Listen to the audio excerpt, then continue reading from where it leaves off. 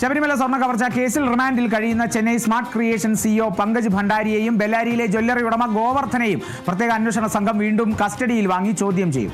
ഇരുവർക്കുമായി SIT ഇന്ന് കൊല്ലം vigilance കോടതിയിൽ custody അപേക്ഷ നൽകും. കേസിലെ തൊണ്ടി മുതലായ ശബരിമലയിൽ നിന്ന് കടത്തിയ സ്വർണം പൂർണ്ണമായും കണ്ടെത്താൻ ഇതുവരെയും കഴിഞ്ഞിട്ടില്ല. പങ്കജ് ഭണ്ഡാരിയെയും ഗോവർദ്ധനെയും ചോദ്യം ചെയ്യുന്നതിലൂടെ ഇത് കണ്ടെത്താനുള്ള നീക്കത്തിന്റെ ഭാഗമായാണ് കസ്റ്റഡിയിൽ വാങ്ങുന്നത്. അതേസമയം കേസിൽ അന്വേഷണ സംഘം സംശയിക്കുന്ന തമിഴ്നാട് ഡിണ്ടിഗൽ സ്വദേശി മണിയെ നാളെ ചോദ്യം ചെയ്യും.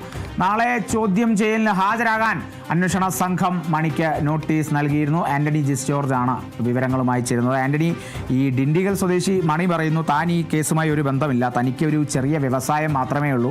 അതും ചില ദൃശ്യങ്ങളൊക്കെ അയാൾ കരഞ്ഞുകൊണ്ടൊക്കെയാണ് അയാൾ പറയുന്നത്. എന്തായാലും നാളെ ഹാജരാകാമെന്ന് പറഞ്ഞിട്ടുണ്ട്. അപ്പോൾ ഡി മണിയെ സംബന്ധിച്ച് കൂടുതൽ വിവരങ്ങൾ തേടുക എന്നുള്ളത് പ്രധാന ലക്ഷ്യം.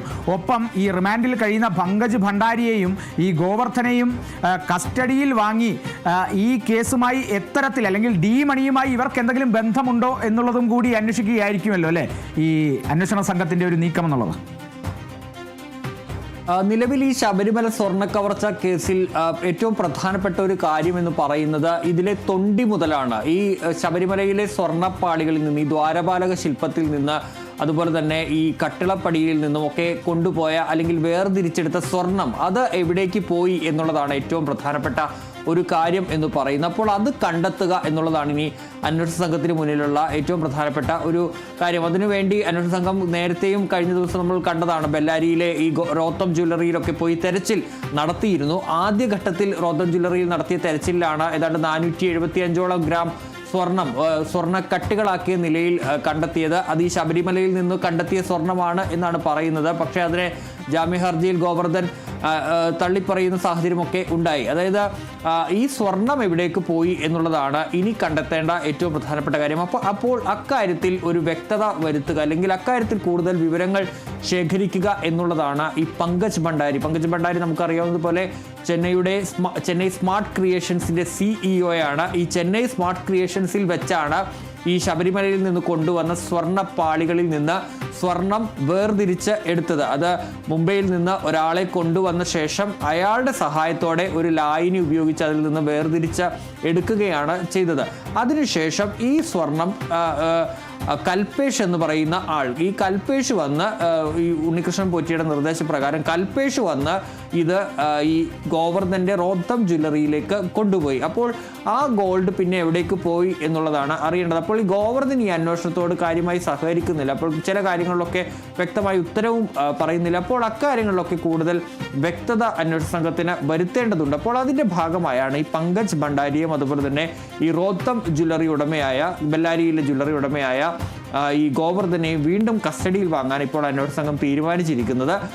ഇന്ന് ഇരുവർക്കുമായും കൊല്ലം വിജിലൻസ് കോടതിയിൽ കസ്റ്റഡി അപേക്ഷ നൽകും. അതിനുശേഷം വിശദമായി തന്നെ ചോദ്യം ചെയ്യാനാണ് അന്വേഷണ സംഘത്തിൻ്റെ തീരുമാനം എന്ന് പറയുന്നത്. അതേസമയം തന്നെ നമുക്കറിയാവുന്ന പോലെ രമേശ് ചെന്നിത്തലയാണ് ഇത്തരത്തിൽ ഈ ശബരിമല സ്വർണ്ണ കവർച്ച കേസിൽ പുരാവസ്തു ബന്ധമുണ്ട് എന്നുള്ള കാര്യം ആരോപിക്കുന്നത്. ഒരു വ്യവസായി അയാൾക്ക് അതിനെക്കുറിച്ച് അറിയാമെന്ന് പറഞ്ഞു. ആ വ്യവസായി പിന്നീട് SITക്ക് മൊഴി നൽകി. ആ മൊഴിയുടെ അടിസ്ഥാനത്തിലാണ് അന്വേഷണം ഈ ദിണ്ടിഗൽ സ്വദേശിയായ ഡി മണി എന്നറിയപ്പെടുന്ന മണിയിലേക്ക് എത്തിച്ചേരുന്നത്. അങ്ങനെ അന്വേഷണ സംഘം ദിണ്ടിഗലിൽ പോയി മണിയുമായി മണിയെ കണ്ടിരുന്നു. പക്ഷേ മണി ഇക്കാര്യങ്ങളൊക്കെ തള്ളുന്ന കാര്യമാണ് പറഞ്ഞത്. അതായത് ആ വ്യവസായി പറഞ്ഞതുപോലെ ശബരിമലയിൽ സ്വർണ്ണക്കവർച്ചയുമായി തനിക്കൊരു ബന്ധവുമില്ല, താൻ മറ്റ് വ്യാപാരങ്ങളൊക്കെ ചെയ്ത് ജീവിക്കുന്നയാളാണ്, അതല്ലാതെ പുരാവസ്തു അല്ലെങ്കിൽ അത്തരത്തിലുള്ള കാര്യങ്ങളൊന്നും തനിക്കില്ല എന്നുള്ളതാണ് മണി ആദ്യം പറഞ്ഞ ഒരു കാര്യം. ഏതായാലും അന്ന് അന്വേഷണ സംഘം നോട്ടീസ് നൽകിയിരുന്നു.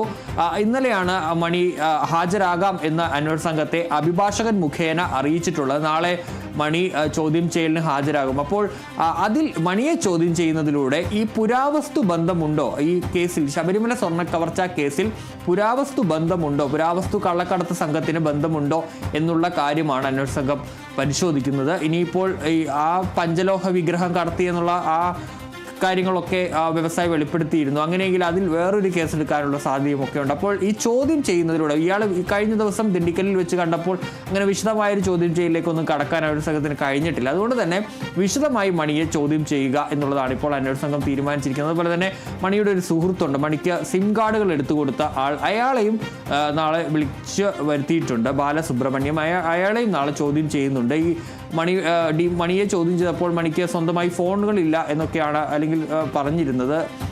അപ്പോൾ ഈ സിം കാർഡ് എടുത്തു കൊടുത്തയാൾ ഇക്കാര്യത്തിൽ ചില കാര്യങ്ങളൊക്കെ പറഞ്ഞിരുന്നു. അപ്പോൾ അയാളെ കൂടി നാളെ ചോദ്യം ചെയ്യുകയും ചെയ്യുന്നുണ്ട്.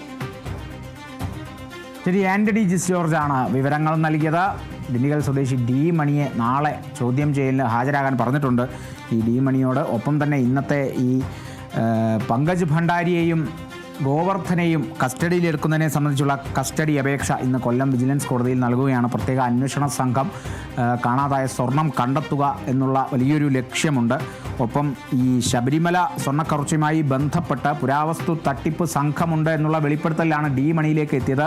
അക്കണക്കിന് ഈ ഡി മണിക്ക് ഈ ശബരിമല സ്വർണവുമായി എന്തെങ്കിലും ബന്ധമുണ്ടോ എന്നുള്ളത് ഒന്ന് അന്വേഷിച്ച് പോകുമായിരിക്കും എന്നുകൂടി കരുതാം. അല്ലെങ്കിൽ പങ്കജ് ഭണ്ഡാരിക്കും ഗോവർദ്ധനും അല്ലെങ്കിൽ ഇവരെപ്പോഴെങ്കിലും ഈ ഒരു പേര് കേട്ടുപോയിട്ടുണ്ടോ, ഇയാളുമായി എന്തെങ്കിലും ബന്ധമുണ്ടോ എന്നുള്ള ചോദ്യമൊക്കെ ചിലപ്പോൾ ഈ കസ്റ്റഡി അപേക്ഷ നൽകിയതിനു ശേഷം ഒരു ചോദ്യം ചെയ്യലിലേക്ക് വരുമ്പോൾ ആ പേരൊക്കെ വീണ്ടും ഇവരോട് ചോദിച്ചേക്കാം എന്നുള്ള കാര്യങ്ങളൊക്കെ തന്നെയാണ്. എന്തായാലും ഇന്ന് കൊല്ലം വിജിലൻസ് കോടതിയിൽ പങ്കജ് ഭണ്ഡാരിയെയും ഗോവർദ്ധനെയും കസ്റ്റഡിയിൽ എടുക്കാനുള്ള അപേക്ഷ പ്രത്യേക അന്വേഷണ സംഘം നൽകുകയാണ്.